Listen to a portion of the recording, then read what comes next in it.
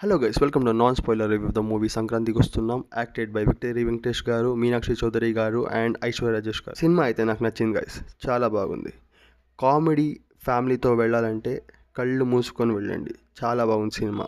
First half అయితే super guys. Victory Venkatesh గారి సన్లా act చేసిన ఒక కుర్రాడితో ఒక సీన్ ఉంది గైస్ ఫస్ట్ హాఫ్లో. కడుపు ఉబ్బ నవ్వుతారు, చాలా బాగుంది ఆ సీన్ అయితే. ప్రీవియస్గా అనిల్ రావిపూడి గారు చేసిన F2 F3 సినిమా అయితే నాకు నచ్చాయి గైస్, కానీ అందులో చాలా చోట్ల క్రింజ్ కామెడీ ఇరిటేట్ అవుతుంది. కానీ ఇందులో ఫస్ట్ హాఫ్ అయితే ప్యూర్ కామెడీ ఉంది గైస్, కడుపు ఉబ్బని అవుతారు. కానీ సెకండ్ హాఫ్లో ఐశ్వర్య రాజేష్ గారిది కొంచెం ఇరిటేషన్ వస్తుంది, కానీ ఇట్స్ మేనేజబుల్. కొంచెం క్రింజ్ ఉంటుంది అంతే. సినిమాలో సెకండ్ హాఫ్ అయితే కొంచెం స్లో పేస్ ఉంటుంది. అందులోని ఐశ్వర్య రాజేష్ మరి మీనాక్షి చౌదరి మధ్యలో వచ్చే సీన్ అయితే చాలా ఇరిటేషన్ పుట్టిస్తుంది. అది చాలా డ్రాగ్ అయిందన్నమాట.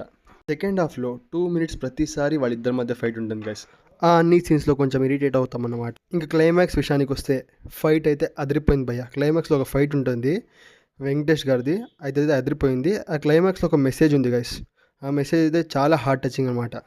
నాకైతే ఆ మెసేజ్ చాలా బాగా కనెక్ట్ అయింది. ఇక అందరికి వచ్చే క్వశ్చన్ అయితే సంక్రాంతి విన్నర్ ఎవరు అని. ఫ్యామిలీతో చూడాలనుకుంటే సంక్రాంతికి వస్తున్నాం is the best movie. I will suggest you this.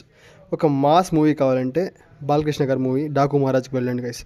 ఒక మంచి మెసేజ్ ఓరియంటెడ్ మూవీ కావాలంటే గేమ్ చేంజర్. సో అన్ని సినిమాలు చూడండి, అన్ని సినిమాలు బాగుంది గైస్.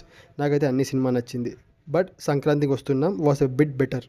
That's it. సో ఇక్కడ దాకా చూసారంటే నా రివ్యూ మీకు నచ్చింటుంది. సో ఇలాంటి రివ్యూ, సో లేటెస్ట్ అప్డేట్స్ మరి మూవీ అప్డేట్స్కి ఛానల్ ఇప్పుడే సబ్స్క్రైబ్ చేసుకోండి guys. Thank you for watching.